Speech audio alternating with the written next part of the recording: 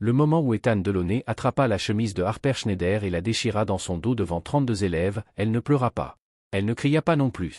Elle resta simplement là, serrant le tissu arraché contre sa poitrine et murmura 5 mots qui allaient tout changer. « Tu viens de commettre une erreur. » Personne ne croyait qu'une professeure remplaçante de 23 ans allait riposter. Comment aurait-il pu? Depuis 6 semaines, elle était leur cible favorite. La fille qui s'excusait quand on la bousculait dans les couloirs. Celle qui souriait nerveusement lorsqu'on l'appelait « Madame Chaton Craintif ». Celle qui feignait de ne rien entendre quand on se moquait de ses vêtements achetés chez Emmaüs. Mais debout dans cette salle d'histoire du prestigieux lycée Saint-Clair, baignée par la lumière d'octobre filtrant à travers des baies vitrées qui coûtaient plus cher que son salaire annuel, quelque chose de très ancien s'éveilla en elle. Quelque chose que son père, ancien sous-officier de la Bundeswehr, avait gravé dans ses os. Quelque chose qu'elle avait enfoui pendant 5 longues années. Le piège doré. Harper n'avait pas accepté ce remplacement de 4 mois par passion, mais par désespoir. À 23 ans, sortie fraîchement de son master d'enseignement, elle croulait sous 40 000 € de dettes étudiantes. La titulaire, Madame Dupuis, venait d'entrer en congé maternité et l'établissement avait besoin d'urgence d'une suppléante. L'entretien avait duré 12 minutes. Le proviseur M. Morel n'avait presque pas levé les yeux de son téléphone. 3 questions sur la gestion de classe, et il lui avait offert le poste sur le champ. Tenez-les tranquilles, suivez le programme, et tout ira bien. Ce sont de bons élèves, issus de bonnes familles. La première désillusion. Car Saint-Clair n'était pas n'importe quel lycée. Niché dans une banlieue chic de Paris, il ressemblait à un bijou de verre et d'acier. Le parking regorgeait de Porsche Cayenne, de BMW rutilantes et de Tesla dernier cri. Une aile entière portait le nom de Delaunay, en hommage à la famille d'Ethan, mécène généreux. Les classes étaient équipées de tableaux interactifs dernier modèle et de fauteuils en cuir, qui faisaient paraître certaines universités comme des prisons décrépites. Les enfants de Saint-Clair ne se contentaient pas d'apprendre, ils régnaient déjà. Les couloirs étaient tapissés de banderoles annonçant leurs futures admissions, Sciences Po, HEC, Polytechnique. Harper, elle, était arrivée le premier jour au volant de sa Honda Civic vieille de 15 ans, coincée entre une Jaguar et un Range Rover. Elle avait lissé son blazer acheté en solde chez Carrefour et respiré profondément avant d'entrer dans ce monde qui sentait le privilège et la cantine bio. Le loup qui choisit sa proie. Les élèves l'avaient jugée en une fraction de seconde. 23 ans, pas beaucoup plus âgée qu'eux, 1,60 m à peine, 50 kg tout mouillé. Remplaçante, le bas de la chaîne alimentaire scolaire. Elle avait écrit son nom sur le tableau, d'une main tremblante, Mademoiselle Schneider. Un murmure dans le fond. Elle a l'air terrifiée. Un autre éclat de rire. Chair fraîche. Mais c'est Ethan Delaunay qui s'était approprié le spectacle. 1,90 m, capitaine de l'équipe de rugby, beau comme seul l'argent sait polir la jeunesse. Il ne s'était pas installé au fond, comme les autres perturbateurs. Non. Il avait choisi la première rangée, sac de créateur à ses pieds, montre en or étincelant à son poignet. Avec sa mâchoire carrée héritée de son père et ses yeux calculateurs hérités de sa mère, il incarnait la domination tranquille de ceux qui n'avaient jamais entendu le mot non. Alors, Mademoiselle Schneider, avait-il lancé en interrompant sa présentation. « Vous avez quel âge ? On dirait la petite sœur de ma copine. » La classe avait éclaté de rire. Pas encore un rire cruel, mais celui d'une meute qui reconnaît son chef et attend de voir jusqu'où il ira. Harper avait esquissé ce sourire que tant de femmes apprennent à porter comme une armure. Assez âgé pour être votre professeur. Ethan, maintenant, ouvrons le chapitre 3. Mais il n'avait pas lâché prise. Sérieusement, vous avez fait un vrai stage d'enseignement ? Ou ils vous ont prise dans la rue juste parce que vous êtes mignonne ? Cette fois, le rire avait pris une autre couleur. Plus tranchant. J'ai effectué mon stage au lycée Voltaire l'an dernier, avait-elle répondu doucement. Revenons à notre sujet, la Révolution française. Voltaire ? Ethan avait craché le nom comme une insulte. Le lycée de banlieue avec les détecteurs de métaux ? Pas étonnant qu'elle ait peur. Elle doit être habituée à esquiver les balles plutôt qu'à enseigner. Et voilà, la première entaille. Petite, chirurgicale, mais suffisante pour tracer la hiérarchie. Harper Schneider, étrangère, fille d'ouvriers allemands installés en Alsace, parachutée dans le royaume doré de la haute bourgeoisie parisienne. 32 pères Dieu l'observaient, attendant de voir si elle allait répliquer ou plier. Elle avait plié. Concentrons-nous sur la leçon, voulez-vous ? Ethan avait souri alors. Un sourire de requin flairant le sang. Il avait trouvé son divertissement pour le trimestre. 6 semaines de descente. Ce qui suivit fut une escalade d'humiliation, déguisée en blague. Ethan faisait l'exprès de renverser ses copies, ses camarades tous ses chatons craintifs au moment où elle écrivait au tableau. Son mot de passe d'ordinateur changeait mystérieusement toutes les semaines. Du café s'était renversé un peu trop souvent près de ses affaires. Harper encaissait tout avec son sourire nerveux. Ce n'est rien. Des accidents. Ça passera. Elle rentrait le soir dans son studio minuscule, réchauffait des nouilles instantanées et se répétait que ça s'arrêterait. Qu'il testait juste les limites. Deuxième illusion. Car Ethan Delaunay ne se lassait jamais. Il se perfectionnait. Ses « questions » en cours n'avaient d'autre but que de la ridiculiser. C'est vrai, mademoiselle, que les remplaçants sont des profs ratés. Il filmait ses réactions, les postait sur un groupe privé avec des légendes, jour 23, toujours pas de larmes. Bientôt. Les autres professeurs voyaient. Bien sûr. Mais Ethan était intouchable. Son père finançait la moitié du conseil d'administration. Sa famille avait payé le nouveau gymnase. Quand Harper s'était plainte au proviseur Morel, il avait soupiré comme si elle parlait de la météo. Ethan traverse une période difficile, ses parents divorcent. Faites preuve de compréhension. Les garçons sont turbulents en terminale, c'est la pression des concours. Mais ils perturbent toute la classe. Les résultats sont excellents. Peut-être que le problème vient de votre gestion, mademoiselle Schneider. Elle était sortie du bureau, les joues en feu, avec la certitude glaciale d'être seule. Mais elle ne pouvait pas quitter. Elle avait besoin de ce travail, de l'expérience, de la lettre de recommandation et de la mutuelle qui couvrait ses anxiolytiques. Ironie cruelle, elle avait besoin de médicaments à cause de l'emploi qui les lui finançait. Alors elle avait enduré. Jour après jour. Jusqu'à ce matin d'octobre. La déchirure. Le 15 octobre, elle avait choisi sa plus belle chemise, un bleu profond trouvé dans une friperie de Strasbourg. Elle avait préparé son cours sur Valmy, imprimé ses polycopiés à ses frais, son code photocopieur ayant mystérieusement cessé de fonctionner. La classe était entrée bruyamment, les discussions de week-end à Megève, l'annonce d'une admission anticipée à Dauphine et, bien sûr, Ethan, toujours en retard de 30 secondes, sourire carnassier aux lèvres. « Bonjour, mademoiselle Schneider. Jolie chemise. Emmaüs ou Secours catholique. Je parie avec Paul, vous allez trancher. » Harper avait pris une inspiration, s'était tourné vers le tableau, concentré sur les objectifs du cours. Mais derrière elle, un silence électrique s'installait. Elle aurait dû sentir le piège. Elle n'avait pas voulu. Je voulais juste voir de plus près la qualité. La voix d'Ethan s'était faite plus sombre. Et soudain, ses doigts s'étaient refermés sur le col. Le bruit du tissu qui se déchire est brutal, irréversible. L'air climatisé avait frappé la peau nue de son dos. Des rires, des exclamations, et déjà des téléphones levés. Ethan avait levé les mains, fausse innocence. Oups, ma faute. Peut-être qu'avec des vêtements de vraie boutique. Les rires avaient fusé. Les vidéos circulaient déjà. Et Harper, figée, se sentit redevenir cette jeune judokate de 18 ans, revivant le craquement d'un os, la honte, la culpabilité. Mais quelque chose de différent naissait aussi. Elle ne s'enfuit pas. Elle ne pleura pas. Elle se redressa. Harper Schneider tourna lentement la tête, tenant sa chemise déchirée contre sa poitrine. Le silence retomba aussitôt. 32 élèves découvrirent un regard qu'ils n'avaient jamais vu. Elle ne souriait plus. Elle n'avait plus peur. Elle observait. Chacun d'entre eux. Mémorisant qui riait, qui filmait, qui tremblait. Puis, calmement. Skyler. Dans le fond, une élève leva les yeux, surprise d'être interpellée. Va chercher mon sac de sport. Ma voiture. La Honda grise.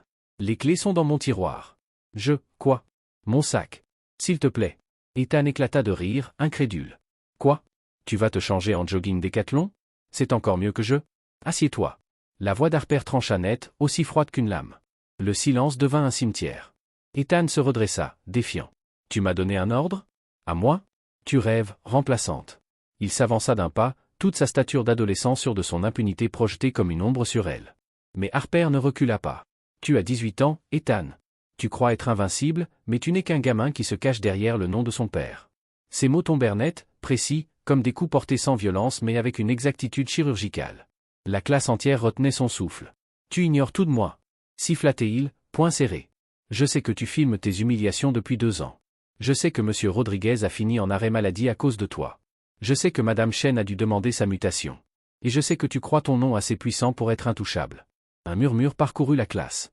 Les yeux d'Harper s'étaient légèrement plissés, son corps s'était imperceptiblement déplacé. Ses pieds avaient retrouvé une position qu'elle n'avait pas utilisée depuis 5 ans, mais que ses muscles n'avaient jamais oubliée. Mais surtout, poursuivit-elle, je sais que tu es sur le point de commettre la 2e plus grosse erreur de ta vie. Le silence devint lourd. Ethan, rouge de colère, ouvrit la bouche pour répliquer, mais la porte s'ouvrit. Skyler apparut, le sac de sport gris dans les bras. Elle avança dans l'allée centrale, comme en apesanteur, tandis que toute la classe la fixait. Harper attrapa le sac d'une main, sans quitter Ethan des yeux. Merci. Puis, calmement, elle annonça. Tout le monde, sauf Ethan, sortez.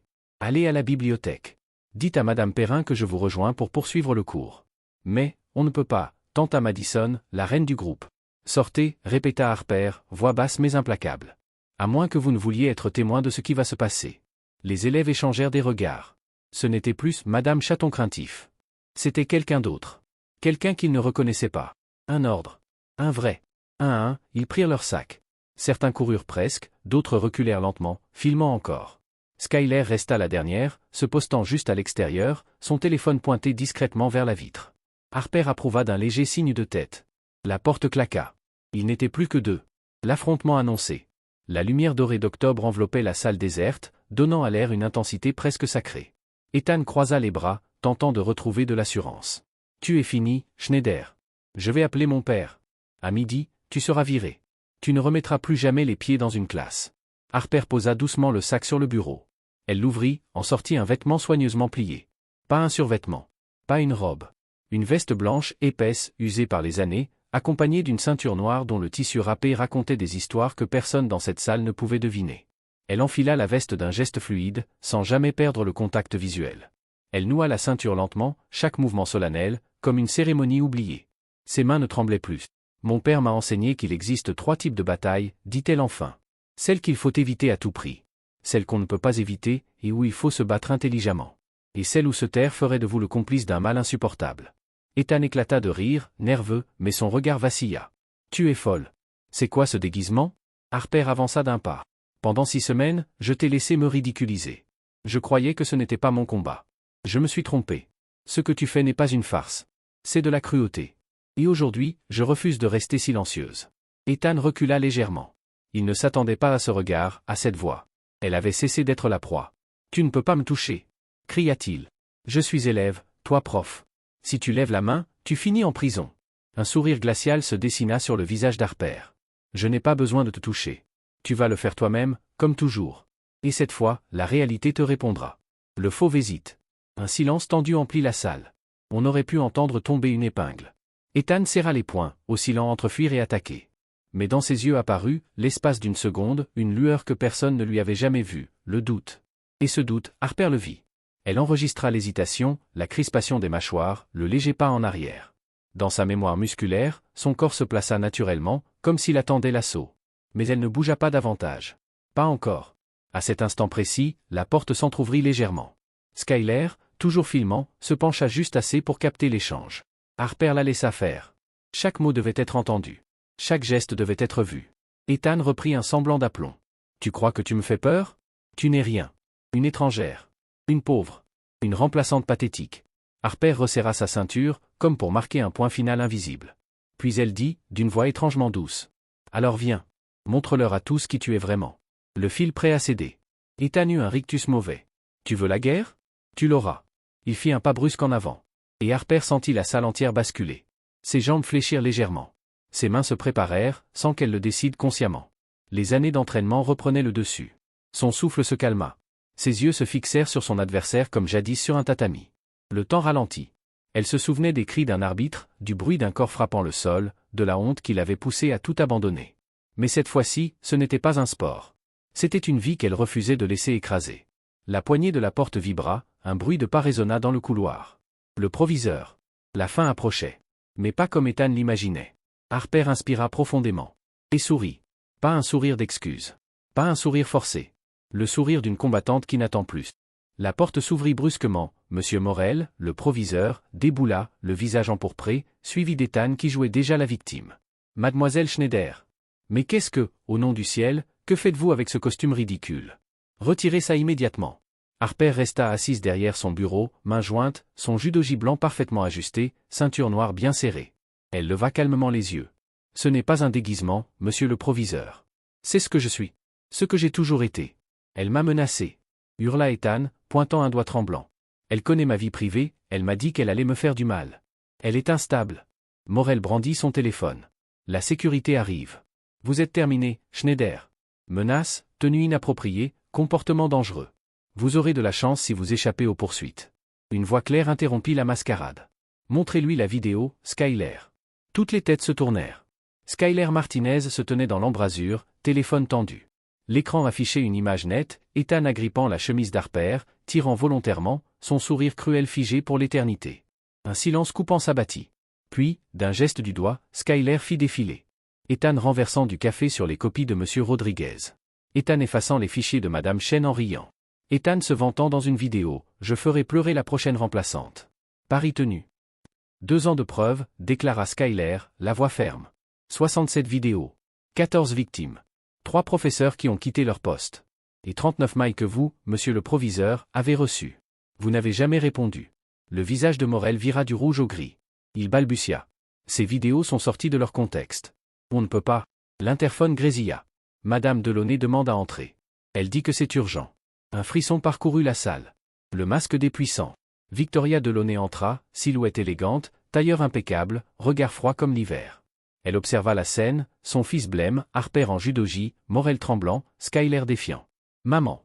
Lança Ethan, soudain enfantin. Dis-leur. Sauve-moi. Victoria sortit son téléphone, afficha une série de vidéos. J'ai reçu ce matin un dossier complet. Merci, mademoiselle Martinez. Et j'ai aussi reçu ceci. Elle montra un relevé bancaire. 50 000 € virés aux fonds éducatifs personnels de Monsieur Morel, après chaque incident impliquant son fils. Pas à l'école. À vous. Le proviseur vacilla. Je peux expliquer. Non, Karl. Vous ne pouvez pas. La voix de Victoria claqua comme du cristal brisé. Vous êtes fini. 2 agents de sécurité apparurent, hésitants. Victoria les regarda droit dans les yeux. Messieurs, vous arrivez juste à temps pour constater. Corruption systémique, violence couverte, enseignant détruit. Et un proviseur qui s'est vendu. Puis, à Harper, je vous présente mes excuses. Pour mon fils. Pour mon mari. Pour ce système. Je vous soutiendrai dans toutes les démarches juridiques. Maman, tu ne peux pas. Papa va. Victoria éclata d'un rire amer. Ton père est la raison pour laquelle tu crois pouvoir tout détruire sans jamais payer. Ça s'arrête aujourd'hui. Ethan, livide, ne l'écoutait plus. Ses yeux fous se fixèrent sur Harper. Quelque chose céda en lui. Non, hurla-t-il. Et il chargea. Quand le corps se souvient. Le monde ralentit. Harper vit ses 100 kilos de rage se précipiter. Elle vit le poing se lever, l'expression déformée par la haine. Elle vit aussi l'avenir possible, rester immobile, encaisser, devenir une victime de plus. Mais elle choisit un autre futur. Ses muscles, disciplinés par des années d'entraînement, se réveillèrent. Son pied glissa légèrement, son centre de gravité se cala. Elle accueillit son attaque comme une vague qu'on redirigeait. Main droite sur son bras, main gauche sur son col, hanche pivotée. Le monde bascula. Ethan vola. Son corps heurta le sol avec un fracas sourd, l'air expulsé dans un grand « whoosh ». Harper contrôla encore son bras, prêt à enchaîner, mais n'eut pas besoin. Il gisait, haletant, yeux écarquillés, battu par sa propre impulsion. Harper le relâcha doucement. Puis, se redressant, elle dit d'une voix calme. Ça, c'était pour Monsieur Rodriguez. Pour Madame Chen. Et pour chaque remplaçant que tu as cru pouvoir écraser. Un silence sacré envahit la salle. Le coach de sport, Monsieur Lambert, surgit alors, attiré par le tumulte. Il observa la scène, hocha lentement la tête. Attaque avérée. Défense proportionnée. Textbook. Et magnifique judo, mademoiselle. Après la tempête. Les pompiers arrivèrent, Ethan fut emmené, humilié mais indemne. Victoria Delaunay signa aussitôt une plainte contre le proviseur et annonça qu'elle financerait une fondation contre le harcèlement scolaire. Morel fut écarté dès le lendemain. Sa carrière terminée, son nom sali. Quant à Harper, ses élèves revinrent le lendemain, différents. Plus respectueux. Presque admiratifs. Madison, la meneuse, osa. Nous sommes désolés, madame. On savait. On n'a rien fait. On avait peur. Harper sourit tristement. Avoir peur n'est pas une faute. Mais rester silencieux quand on pourrait aider, ça, c'en est une. Un murmure traversa la classe. Vous allez continuer à nous enseigner? Elle les contempla, 32 visages soudain plus jeunes, plus fragiles. Si vous êtes prêts à apprendre. Pas seulement l'histoire. Mais ce que signifie se battre pour ce qui est juste. 32 têtes hochèrent en même temps. Et Harper Schneider, l'enseignante remplaçante, cessa enfin d'être « chaton craintif ». Elle devint celle qui avait transformé un lycée. L'écho des années. L'histoire aurait pu s'arrêter là. Mais la vie n'est jamais un film. Ethan fut expulsé, suivi d'une thérapie, et dut accomplir 1 an de travaux d'intérêt général dans un collège de banlieue qu'il avait autrefois méprisé. Plus tard, il choisit des études de travail social. Cherchant à comprendre. Tentant de réparer. Victoria divorça, utilisa sa part pour fonder une association contre le harcèlement. Elle et Harper devinrent des alliés improbables. Skyler obtint une bourse intégrale en cinéma. Son documentaire sur les abus dans les lycées d'élite remporta 3 prix et lança un débat national. Monsieur Lambert créa un programme d'autodéfense pour les enseignants, qu'Harper aida à enseigner. Quant à Harper, elle resta. Elle enseigna, mais surtout elle transmit autre chose que des dates et des batailles, le courage. Elle encadra un jour un nouvel élève curieux qui demanda pourquoi une vieille chemise déchirée était encadrée au mur de sa classe. La plaque disait, parfois, se lever signifie savoir quand faire tomber quelqu'un. Et elle raconta. Encore et encore. L'ultime leçon. Des années plus tard, au mariage d'Harper, Skyler prononça un discours. Harper Schneider m'a sauvé. Pas en me sortant d'un incendie, mais en me montrant que j'en valais la peine. Je filmais Ethan depuis 2 ans. Pas pour dénoncer, mais pour me prouver que je n'étais pas folle. Je n'ai rien osé. Jusqu'à ce qu'elle arrive. Je croyais qu'elle était faible. Je me trompais. Elle choisissait de ne pas détruire. Jusqu'au jour où elle n'a plus eu le choix. Et ce jour-là, elle nous a défendus tous. La salle se leva, émue. Le père d'Harper, vieux militaire, essuya discrètement une larme. Et quelque part, Ethan, devenu éducateur, regarda la vidéo. Il envoya un simple message. Merci de m'avoir appris la plus dure des leçons. Merci de ne pas m'avoir brisé. J'essaie d'être meilleur. Parce que certaines histoires ne finissent pas par la violence. Elles commencent par elle, mais se terminent par quelque chose de plus fort. La transformation. Une projection au sol à la fois. Un élève à la fois. Une vérité à la fois.